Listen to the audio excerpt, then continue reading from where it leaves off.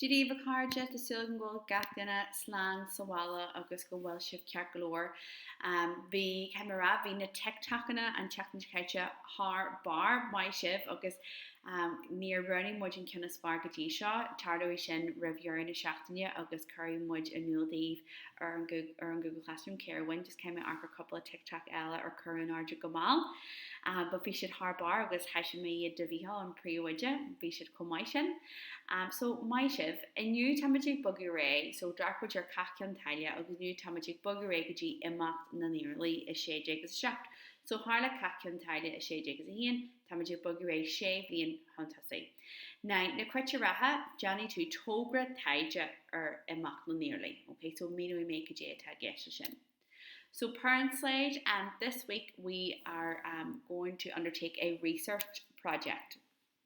And the topic of this research project will be on the flight of the Earls in 1607. So we looked at the Battle of Kinsale in 1601. So we're fast forwarding 6 years and we're looking at the flight of the Earls. And instead of me teaching them what happened, I want them to research what happened and to tell me, okay? I want this via a PowerPoint or Google Slides. They will have 1 week to complete this task because we do expect them to do some reading and look at different videos and to put it all together in a PowerPoint with pictures and make it as nice as possible. So I wouldn't expect it to be completed by the end of the day. So we're going to give you a week, each student a week to complete this. I have included helpful websites and videos in this PowerPoint, so they don't need to Google anything. Everything that's worthwhile looking at is included in this PowerPoint. You'll see there's links to different websites, so they don't need to look for different websites themselves. Everything that will be useful to them is included, and videos as well. And I also have given them some useful questions at the end of the PowerPoint just to stay on track and to see what type of information that I want them to include in this research project. So, Sinead, okay, so Buggy Mary. So tá agin cacian taile 6 agus 1 Kyle na Herni, okay? So tá cogun ní mé a hart agus win na sasni. Region.com ach siad mar a bheith, okay? So ag an fointe seo Kyle Ioniel, okay? Chan sé a reis go olú agus tá sé críomhristin nar win sé an cogu seo. Is 6 agus a 3 síníonn sé conrú síhananta, okay? Dar bhainnim conrú na manisteach móra.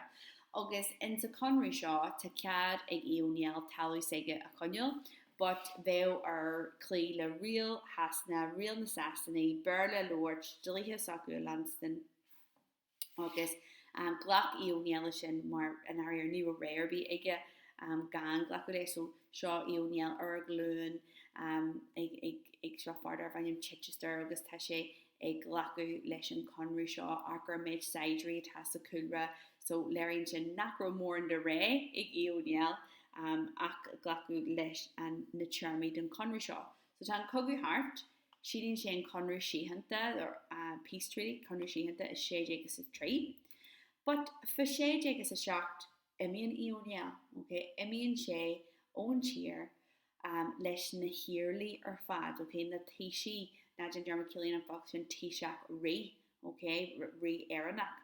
So fagan Ioniel agus na rithe nó na taoisí Aranach inéan, fagan siad an tír. Chan siad ar lorg takeíochta, okay? Mar idir 6 agus a 1 agus 6 agus 7 bíon sílíonn de Jackar fanne Ioniel, bhí golóir ní deanna spiadaracht air, bhí golóir ní rociad aige, a híal a bheith arachtal mar a bhí sé géirí, bhí ar, dlíthe sasana ha Lanson, ní ro sé géirí sin dhéanú, bhí na sasana ar Berda Lors, ní ro sé géirí sin dhéanú, bhí fardar bhainnim Chichester ag gcónaí cruthú trobloide dá, agus tá sé sin ag buint tralú ó golóir den na géal. So what Ioniel, ag an fan seo ní ro mór an de ré aige, ní ro sé ab the glacu le seo, híl sé gur cursaí ama bhí an nó rihhád thucad Chichester hon talú saige glacu. So tuir sé, no, sinné, ní féidir am seo a glacu níos mó tá a haagam, agus buaid imíonn sé, agus chan sé ar lorg takeíochta. Na cé ar thug takeíocht don na Herni I gacian taile, is 6 agus 1 na Spáinní, okay? Agus ná John Jarmid, Ri na Spáine bhí sé na catach agus bhí sé ag trid leis na Sasannaí ag an foiint seo sé dégus sa seach, so tá sé bras asta takeíachtar chur fáil den hairnaí agus tá ag níl sin so imíonn sé i drá na Spáine. Na ní bhaineann sé an Spáin amach, okay? So tá mé géirí arbh, okay? Inistú cudé a hála an Imeacht na nIarlai, okay? Agus bhhailm go níorú sibhisteach ar tu mé ra sé sin heag na cuaig, okay? Cé a dag, cé bhí ar an bhád seo, cuteigear ag siad, céanúr ag siad, cudé a hála agus caheit. Tá má mór físean agam an seo agus síomhanna agah le leo faoi, ba tá mé gur déiriste ar na puint seo lenas. Céim fá arag na nIarlai, hui siad ar lorg cudé. Fágu duine a bhhain in dhearan, okay? Duine de chláán íonéal in istú cébhíon agus céim fá. Jimmy siad ó caheit in dhearan ar ag siad ó olú, ó lion, ó moon, ó connacht in istú. Cavéad a bhí ar an long, carú siad a gáil, ar win siad a gyn scríbe amach, so bhí siad i gáil an na Spáine, but ar win siad in Spáine amach. Cá neathí siad san Europe, so hui siad ag ait in eile in san Europe, caheit. Caha war íonéal buas agus caheit, agus céim blian. So go leis go cáhar íonéal buas agus céanúr pa cear go mé sin sin man cog bugad sin. Agus cén tionathair a bhí aige seo ar chuirsaí an dhearan. So Imeacht na nIarlai nuair a dag na ríthe nó na téisí éire natha sé dégus sa seacht. Dahraí éire go thomlin. Agus sinna bheith má arcamuidir seo mur fictar a bhí an tra de Imeacht na nIarlai, the Flight of the Earls Imeacht na nIarlai. Agus seo cean na heachtraí is brownaí dar le golóir géal is síl na haireann. Mar nuair dag íonéal agus Ruaidhrí O'Donnell na prinsaí móra éire natha an tír seo. Well, in a dhé sin in ar fecha muid titim na níl, fecha muid bearla ag teachta sef níos mó bearla, tá na daoine fagcha gan prinsaí sacu, gan ríthe sacu, gan téisí sacu. Tá íonéal ag géirí teachta ráis, bhí sé gcónaí mar spric ag teachta ráis le codú ó na Spáine leis na Saidirí ó na Spáine chun cogu eile tha seach le na Sasannaí, but ní hagann sé ráis, bhain sé buas taobh muoin de éire. But in a dhé sin tá na hairnaí fagcha gan ceannairí sacu, so tá sé níos fosa ar na Sasannaí. Smachtail ar an tír agus talú a bhaintú na géal agus típi muid sin ar an teachtain teagin, sin níos fosa plandail a dheanú in dhearan agus arcimidir go dé cílíonn an focail sin plandail, but go bunas a cílíonn sé buint tal ar hiúil na hairnaí, so tuair siad dogan ag an eile. So bhí sé bhaid níos fosa sin a dheanú, mar bhí an tír fagcha gan ceannairí. Mar caró na ceannairí, bhfuil dag siad i sé déag sa seacht in Imeacht na nIarlai, hui siad ar leir takeíachta, but níor tháinig siad a ráis, agus in a dhé sin fecha muid Sasannaí agus bearla agus rial hasanna a ggéirí níos leidre in dhearan in a dhé sin.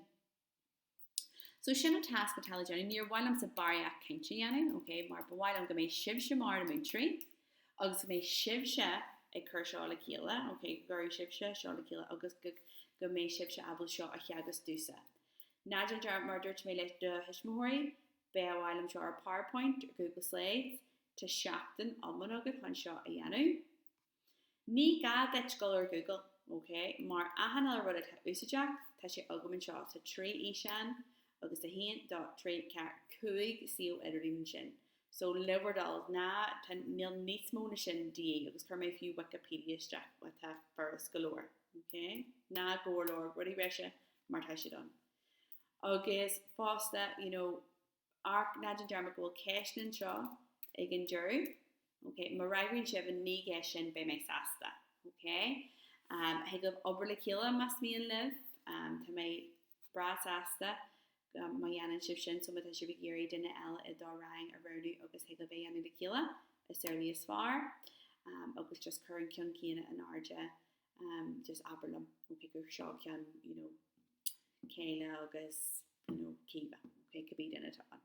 Okay, ma tá céiste bhí agad friú seo náidir dearmach go bheith PJ lína beo amach agus héad leis ceisnarbí a ragart fi seo fásta, but go bona sa caihí sib se go an taide, cé sib se go an lereachta, caihí sib se seo cé sib se seo a chur a lethar dúine, ok de sib se go seo teis ban dúin go dé dó tú fu amach na nIarlai inné do chuid lereachta. Ok, cardide mai sif agus man ceisnarbí agah Lula PJ Mark bei rang beo a gin gach March le takeil upper stars agah nó chur ceistar ar an string. Ok, mai sif.